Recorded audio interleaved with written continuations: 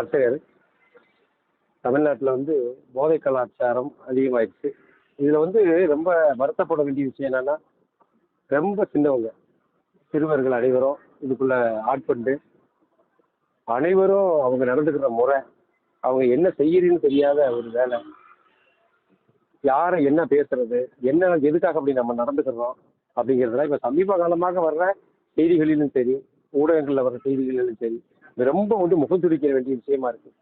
அதுல எல்லா பேருமே அதுல ஆட்கொண்டுட்டாங்க. அவங்களோட ஃப்ரெண்ட்ஷிப்பா பழகுற எல்லாரையும் இது மாதிரி பண்ணிடுறாங்க. வரும் காலம் இந்த இளைஞர்கள் வந்து என்ன ஆவாங்கோ அப்படிங்கிற ஒரு பரிதவிப்புல இருக்கு. இதை வந்து அரசாங்கம் தான் முழுசு. அரசாங்கம் வந்து இதை தடுத்து நிறுத்தணும். ஏன்னா எல்லா இடத்துலையுமே எல்லா போதைப் பொருளும் விற்கப்படுகிறது.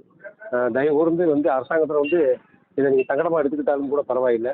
இதில் நீ கொஞ்சம் இரும்புக்கரம் கொண்டு இவங்களை வந்து ஒடுக்கணும்னு சொல்லி எங்களுடைய கோயில் சார்பாகவும் மற்றும் பொதுமக்களாக வேண்டி ஒரு அப்பா ஸ்தானத்தில் இருக்க வேண்டிய நானும் சொல்லிக்கிறேன். வருத்தப்பட வேண்டிய விஷயம். இதனால வந்து அவங்களுக்கு என்ன செய்யுதுன்னு தெரியாம எவ்வளவு இதா நடந்துக்கணுமோ அவ்வளவு கீழே நடந்துக்கிறாங்க.